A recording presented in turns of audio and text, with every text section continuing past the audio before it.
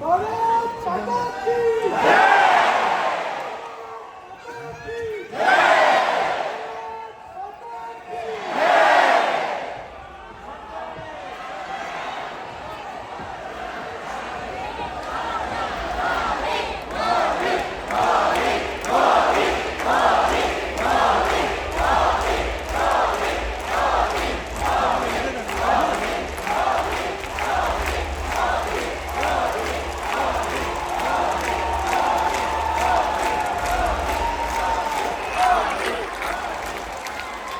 नमस्ते।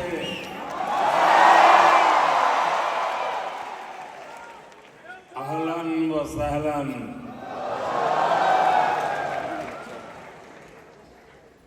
ये युवा जोश, आपकी एनर्जी, यहां का पूरा एटमॉस्फेयर चार्ज हो गया है।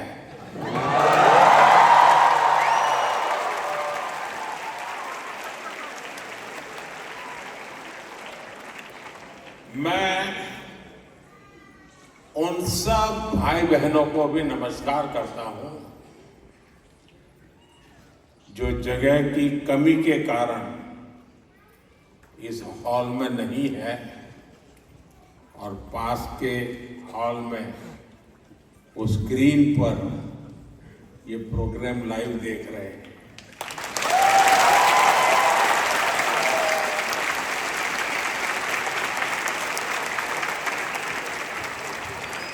अब आप कल्पना कर सकते हैं, यहाँ तक आए और अंदर नहीं आ पाए तो उनके दिल में क्या होता होगा।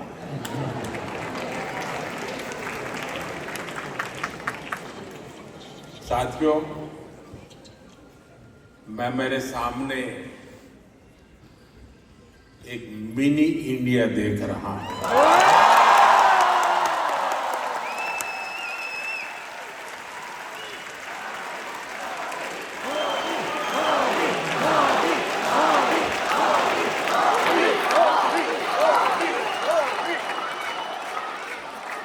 मुझे लगता है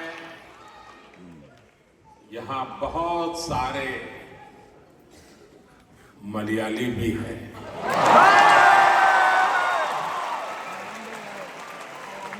सुखमाणो,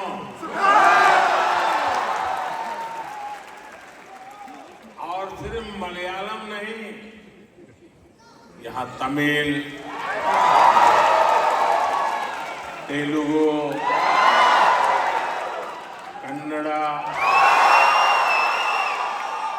और गुजराती बोलने वाले बहुत सारे लोग हैं। नलमा, वागुन्नारा, चेन्ना गिद्दीरा, केम छो? साथियों, आज हम एक फैमिली की तरह इकट्ठे हुए हैं। आज हम अपने देश को, अपनी टीम इंडिया को सेलिब्रेट कर रहे हैं।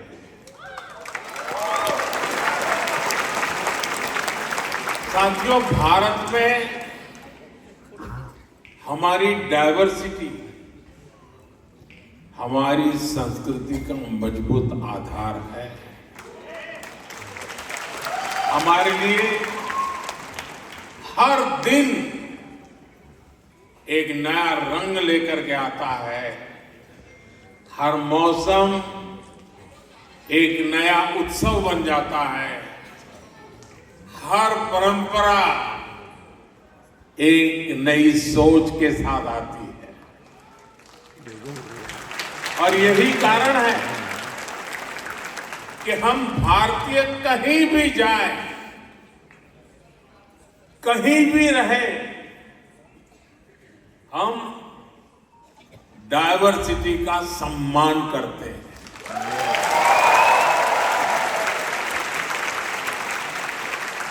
हम वहां के कल्चर, वहां के नियम कायदों के साथ घुल मिल जाते हैं।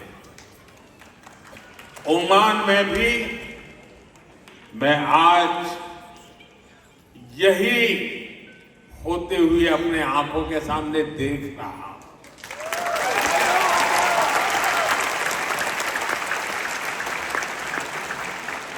ये भारत का डायस्पोरा को एग्जिस्टेंस का, कोऑपरेशन का एक लिविंग एग्जाम्पल बना हुआ है। साथियों, भारत की इसी समृद्ध सांस्कृतिक विरासत का एक और अद्भुत सम्मान हाल ही में मिला है। आपको शायद पता होगा, यूनेस्को ने दिवाली को इंटेजिबल कल्चरल हेरिटेज ऑफ ह्यूमैनिटी में शामिल किया।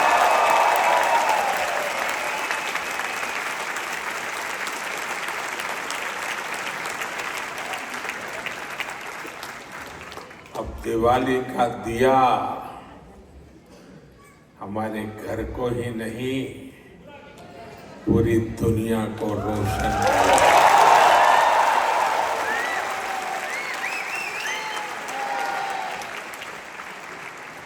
ये दुनिया भर में बसे प्रत्येक भारतीय के लिए गर्व का विषय है।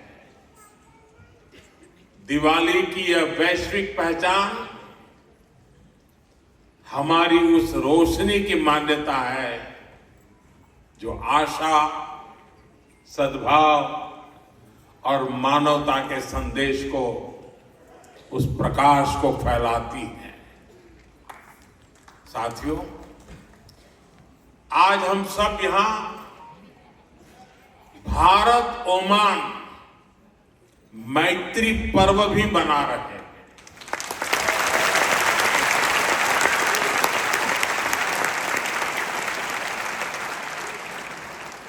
मैत्री यानी एम से मैरीटाइम हेरिटेज, ए से एस्पिरेशंस, आई से इनोवेशन, टी से ट्रस्ट एंड टेक्नोलॉजी, आर से रिस्पेक्ट, आई से इंक्लूसिव ग्रोथ, यानी ये मैत्री पर्व हम दोनों देशों की दोस्ती, हमारी शेयर्ड हिस्ट्री और प्रोस्परस फ्यूचर का उत्सव है।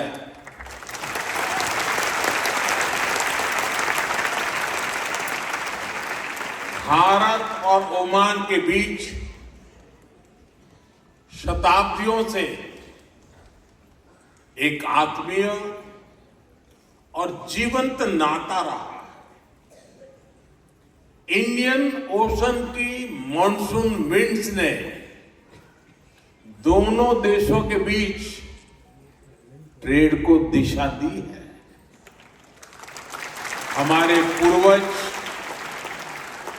लोथल, मांडवी और ताम्रालिप्ति जैसे पोर्ट से लकड़ी की नाव लेकर मस्कट, सूर और सलाला तक आते थे।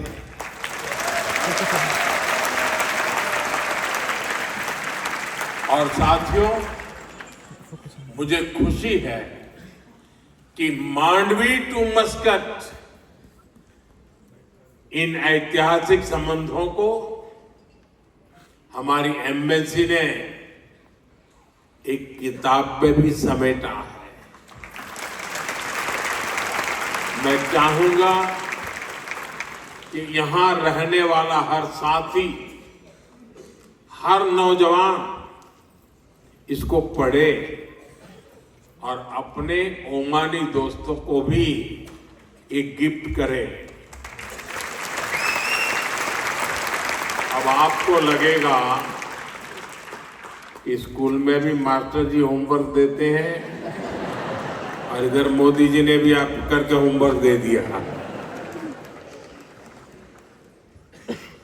साथियों, किताब बताती है कि भारत और ओमान सिर्फ ज्योग्राफी से नहीं बल्कि जनरेशन से जुड़े हुए हैं। और आप सभी सैकड़ों वर्षों के इन संबंधों के सबसे बड़े कस्टोडियन हैं। साथियों, मुझे भारत को जानिए क्विज में ओमान के पार्टिसिपेशन के बारे में भी पता चला है। ओमान से 10,000 से अधिक लोगों ने इस क्विज में पार्टिसिपेट किया।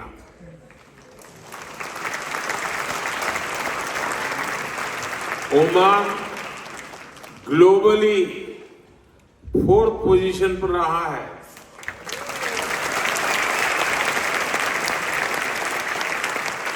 लेकिन मैं ताली नहीं बजाऊंगा। अरे ओमान तो नंबर 1 पे होना चाहिए।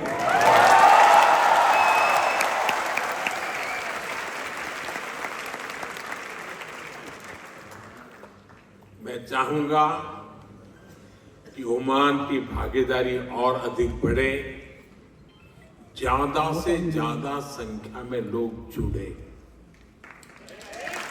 भारतीय बच्चे तो इसमें भाग जरूर लें। आप ओमान के अपने दोस्तों को भी इस क्विज का हिस्सा बनने के लिए मोटिवेट करें। करेंगे? दम नहीं है आपकी आवाज में? जरा हाथ ऊपर करके बताइए, करेंगे? हर एक के हाथ ऊपर नहीं हुए। साथियों, भारत और ओमान के बीच जो रिश्ता ट्रेड से शुरू हुआ था, आज उसको एजुकेशन सशक्त कर रही है। मुझे बताया गया है कि यहां के भारतीय स्कूलों में करीब 46,000 स्टूडेंट्स पढ़ाई कर रहे हैं।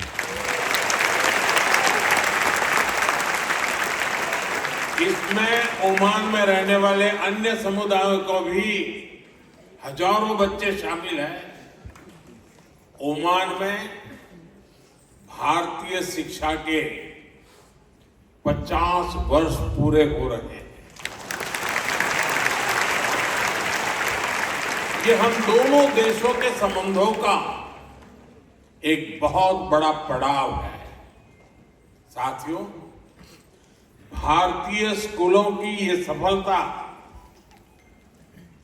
His majesty the late Sultan Qaboos के प्रयासों के बिना संभव नहीं।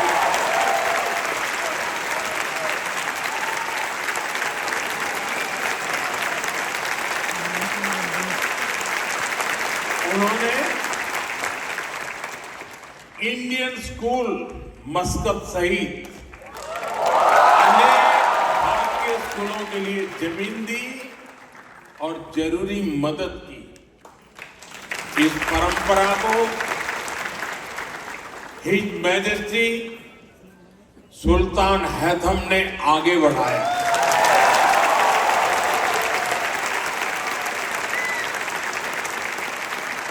वे जिस प्रकार यहां भारतीयों का सहयोग करते हैं, संरक्षण देते हैं, इसके लिए मैं उनका विशेष तौर पर आभार व्यक्त करता हूं।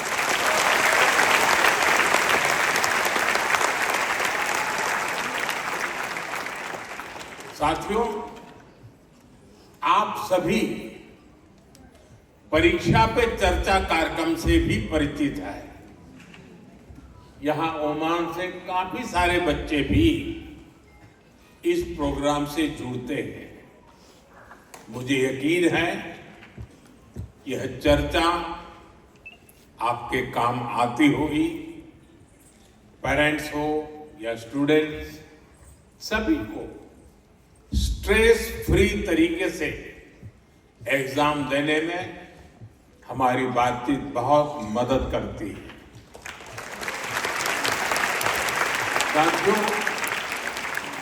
ओमान में रहने वाले भारतीय अक्सर भारत आते जाते रहते हैं। आप भारत की हर घटना से अपडेट रहते हैं, सिर्फ फिल्में नहीं, मूवी नहीं।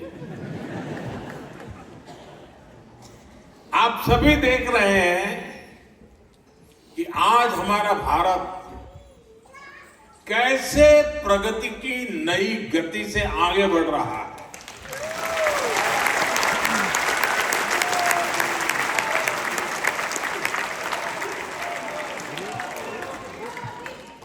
भारत की गति हमारे इरादों में दिख रही है, हमारी परफॉर्मेंस में नजर आती है।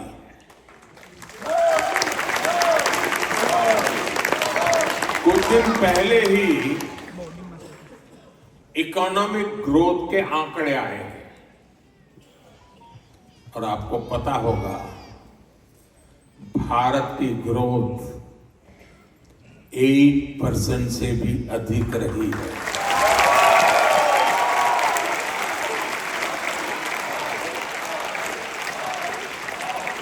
यानी भारत लगातार दुनिया की फास्टेस्ट ग्रोइंग मेजर इकोनॉमी बना हुआ है।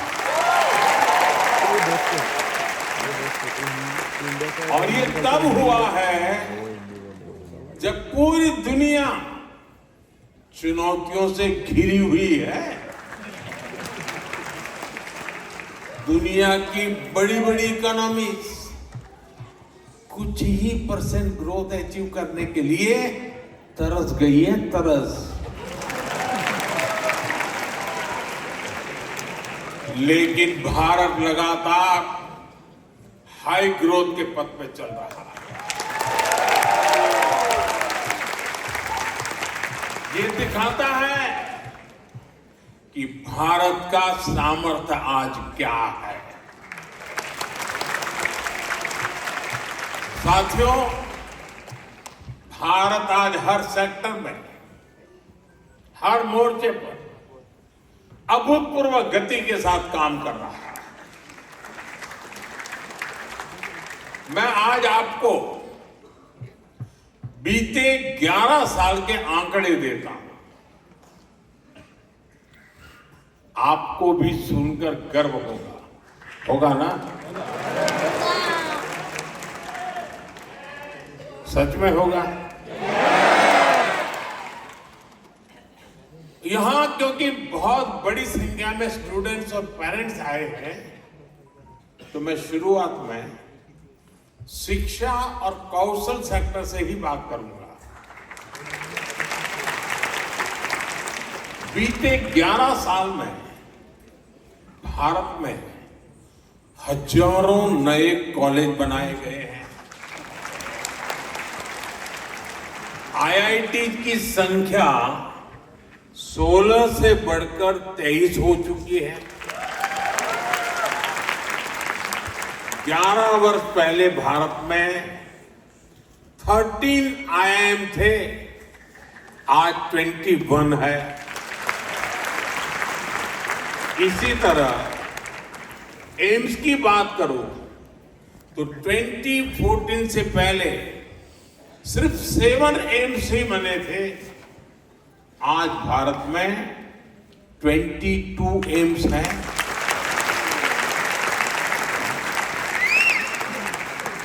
मेडिकल कॉलेज 400 से भी कम थे, आज भारत में करीब 800 मेडिकल कॉलेज है।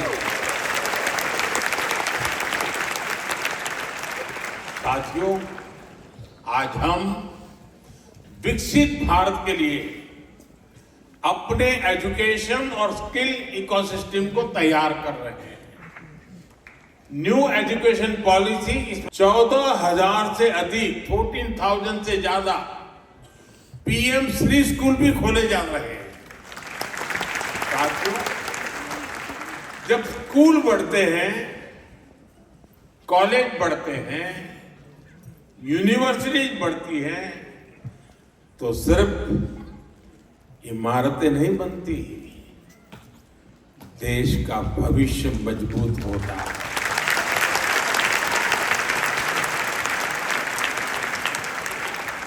साथियों, भारत के विकास की स्पीड और स्केल शिक्षा के साथ ही अन्य क्षेत्रों में भी दिखती है।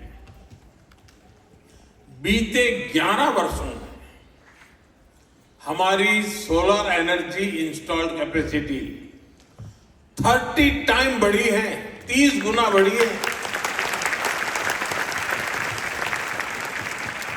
सोलर मॉड्यूल मैन्युफैक्चरिंग 10 गुना बढ़ी है, 10 टाइम।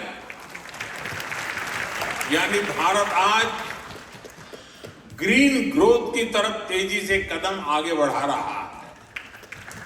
आज भारत दुनिया का सबसे बड़ा फिनटेक इकोसिस्टम है। दुनिया का दूसरा सबसे बड़ा स्टील प्रोड्यूसर है, दूसरा सबसे बड़ा मोबाइल मैन्युफैक्चरर है। अब आपके जेब में मोबाइल होगा तो लिखा होगा मेड इन इंडिया।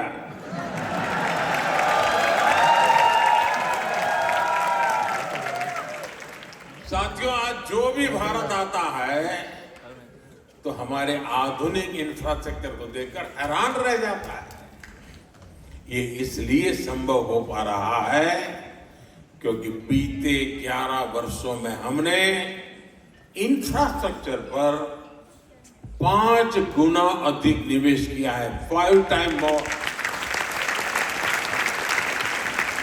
एयरपोर्ट की संख्या डबल हो गई है।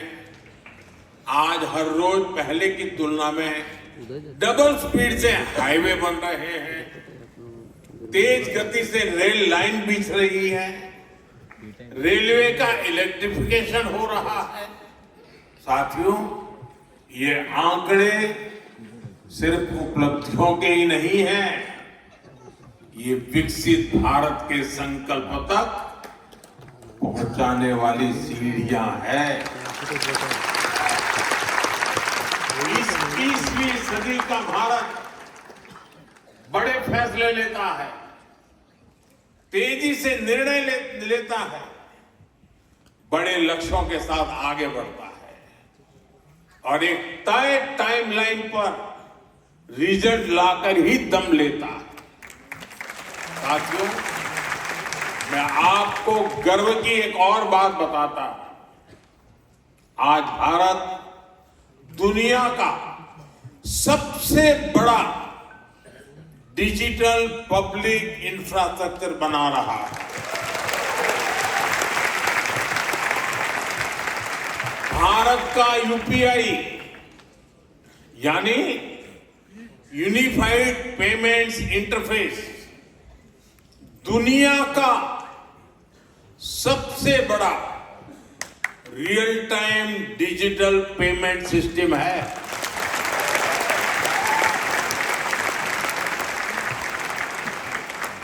आपको यह बताने के लिए कि इस पेमेंट सिस्टम का स्केल क्या है, मैं एक छोटा सा एग्जांपल देता हूं। मुझे यहां आकर के करीब 30 मिनट हुए हैं, 30 मिनट्स हुए हैं। इन 30 मिनट में भारत में यूपीआई से, मैं इन 30 मिनट की बात करता हूं, इन 30 मिनट में भारत में यूपीआई से 14 million real time digital payment हुए हैं।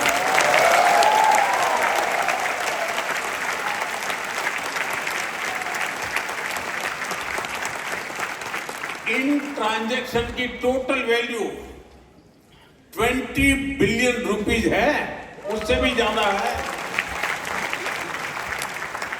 भारत में बड़े से बड़े शोरूम से लेकर एक छोटे से वेंडर तक सब इस पेमेंट सिस्टम से जुड़े हुए हैं। साथियों, यहां इतने सारे स्टूडेंट्स हैं, मैं आपको एक और दिलचस्प उदाहरण दूंगा। भारत के डिजी लॉकर की आधुनिक व्यवस्था बनाई है। भारत में बोर्ड के एग्जाम होते हैं तो मार्कशीट सीधी बच्चों के डिजी लॉकर अकाउंट में आ जाती है। जन्म से लेकर बुढ़ापे तक जो भी डॉक्यूमेंट सरकार जनरेट करती है वो डिजी लॉकर में रखा जा सकता है। ऐसे बहुत सारे डिजिटल सिस्टम आज भारत में ईज ऑफ लिविंग सुनिश्चित कर रहे हैं। साथियों, भारत के चंद्रयान का कमाल भी आप सभी ने देखा है।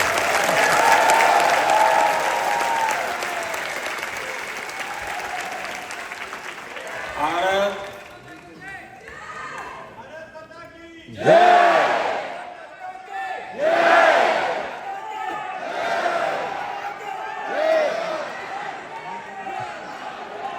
साथियों, भारत दुनिया का पहला ऐसा देश है जो मून के साउथ पोल तक पहुंचा।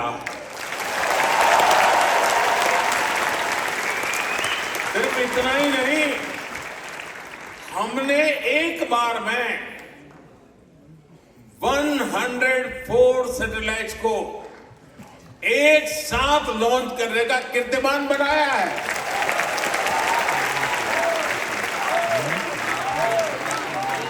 अब भारत अपने गगनयान से पहला ह्यूमन स्पेस मिशन भी भेजने जा रहा है और वो समय भी दूर नहीं जब अंतरिक्ष में भारत का अपना खुद का स्पेस स्टेशन भी होगा।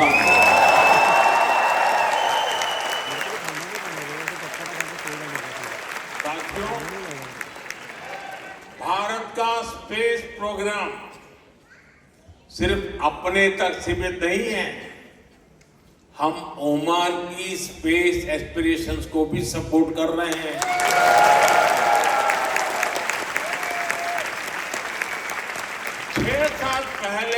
6-7 साल पहले हमने स्पेस कोऑपरेशन को लेकर समझौता किया था। मुझे बताते हुए खुशी है कि इसरो ने इंडिया ओमान स्पेस पोर्टल विकसित किया है। अब हमारा प्रयास है कि ओमान के युवाओं को भी इस स्पेस पार्टनरशिप का लाभ मिले। मैं यहां बैठे स्टूडेंट्स को एक और जानकारी दूंगा। इसरो युविका YUVIKA युविका नाम से एक स्पेशल प्रोग्राम चलाता है। इसमें भारत के हजारों स्टूडेंट्स स्पेस साइंस से जुड़े हैं। अब हमारा प्रयास है इस प्रोग्राम में ओमानी स्टूडेंट्स को भी मौका मिले।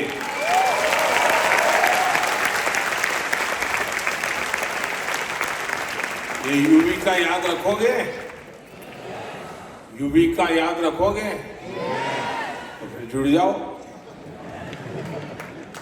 मैं चाहूंगा कि ओमान के कुछ स्टूडेंट्स बेंगलुरु में इसरो के सेंटर में आए, वहां कुछ समय गुजारे।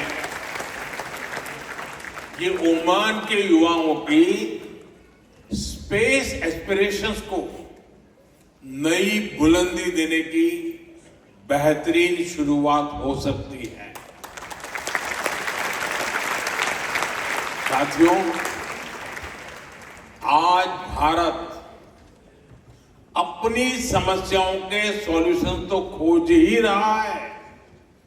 ये सॉल्यूशंस दुनिया के करोड़ों लोगों का जीवन कैसे बेहतर बना सकते हैं, इस पर भी काम कर रहा है।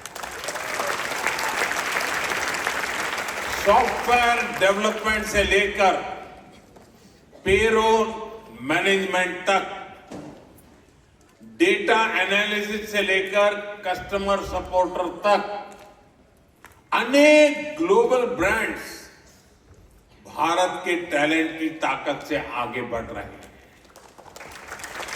दशकों से भारत आईटी और आईटी एनेबल सर्विसेज का ग्लोबल पावर हाउस रहा है। अब हम मैन्युफैक्चरिंग को आईटी की ताकत के साथ जोड़ रहे हैं और इसके पीछे की सोच वसुधैव कुटुंबकम से ही प्रेरित है। यानी make in India, make for the world. साथियों, वैक्सीन हो या जेनरिक मेडिसिन, दुनिया में फार्मेसी ऑफ द वर्ल्ड कहती है, यानी भारत के एफोर्डेबल और क्वालिटी हेल्थ केयर सॉल्यूशंस दुनिया के करोड़ों लोगों का जीवन बचा रहे हैं। कोविड के दौरान भारत ने करीब 30 करोड़ वैक्सीन दुनिया को भेजी थी। मुझे संतोष है कि करीब 100,000 made in India Covid vaccine Oman के लोगों के काम आ सकी। और साथियों, याद कीजिए, ये काम भारत ने तब किया जब और कोई सिर्फ और सिर्फ अपने देश के बारे में ही सोच रहा था। तब हम दुनिया की चिंता करते हैं। भारत ने अपने 140 करोड़ नागरिकों को भी रिकॉर्ड टाइम में वैक्सीन लगाई और दुनिया की जरूरतें भी पूरी की। ये भारत का मॉडल है, ऐसा मॉडल जो 21st सेंचुरी की दुनिया को नई उम्मीद देता है।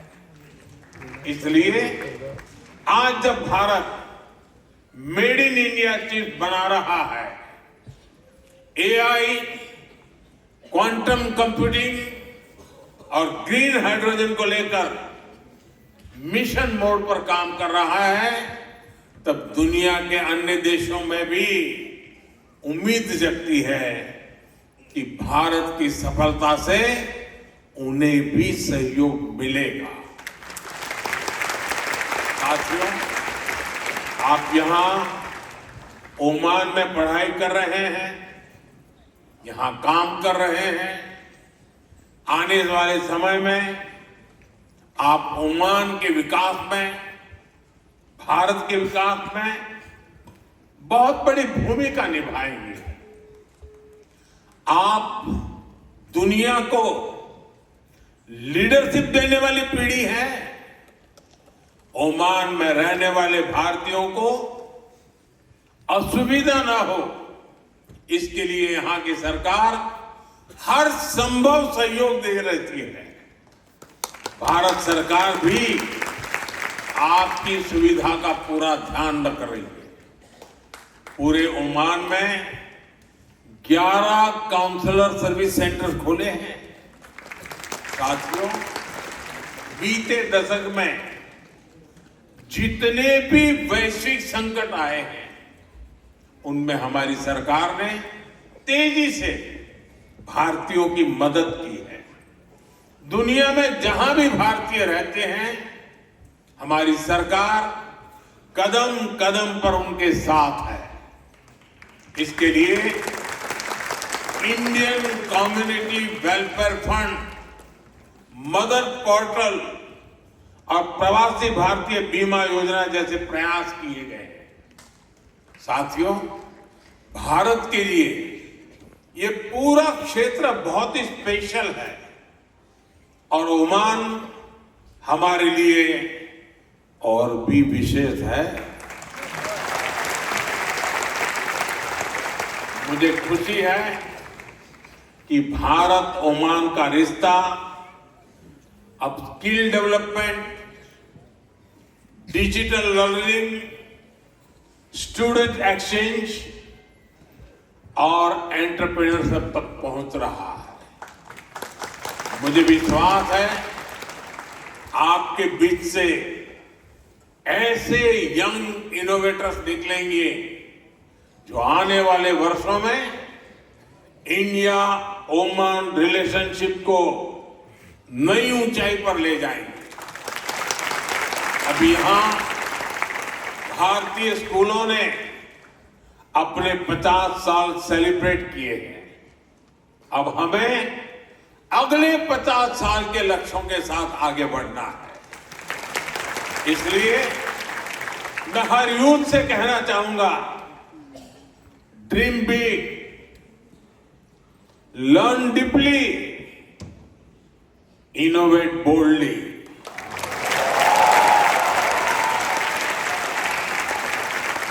क्योंकि आपका फ्यूचर सिर्फ आपका नहीं है, बल्कि पूरी मानवता का भविष्य है। आप सभी को एक बार फिर उज्जवल भविष्य की बहुत बहुत शुभकामनाएं। बहुत बहुत धन्यवाद।